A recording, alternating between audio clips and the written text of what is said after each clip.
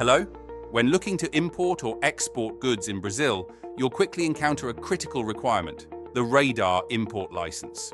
I'm Romain from NovaTrade, and today we'll demystify radar, explaining what it is, why it's mandatory to customs clear goods in Brazil. In essence, it's Brazil's customs mandatory registration system for any company or individual wishing to engage in import or export activities.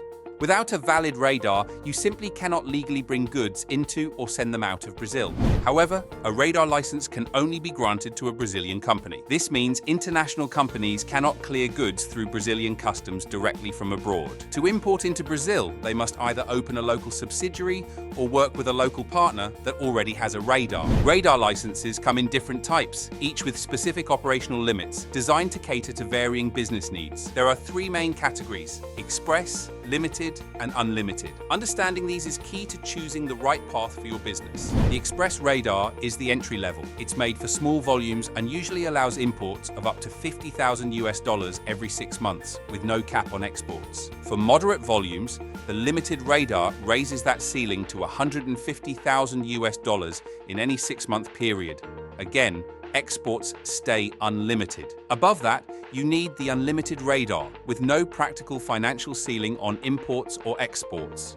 But to get it, Receita Federal will take a much deeper look at your legal structure, financial capacity, and operations. Let's check the point of attention to get a radar. First, Receita Federal checks if your company really exists and is compliant. Your CNPJ must be active, your company documents properly registered, and your legal representative regular with Brazilian tax authorities. In short, Brazil wants to know who is responsible for this company and if they're legitimate.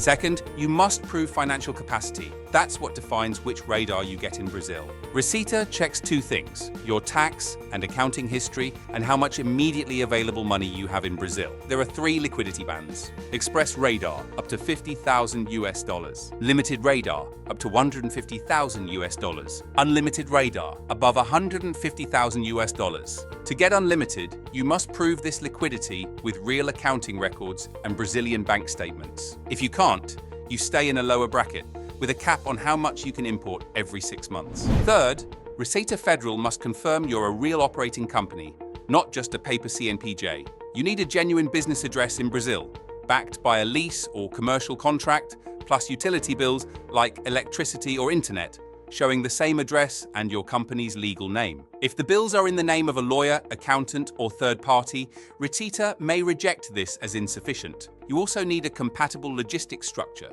such as a warehouse or storage site, where imported goods can actually be received and stored in Brazil. If you can't prove both a real address and real warehouse capacity, your radar application is likely to be delayed or denied. So yes, applying for radar is a bureaucratic process. It's paperwork heavy, it's technical, and it must align with what Receita Federal expects. If anything is inconsistent, the address, the corporate documents, or the financial proof, approval may be delayed or denied, and that means you cannot legally import or export.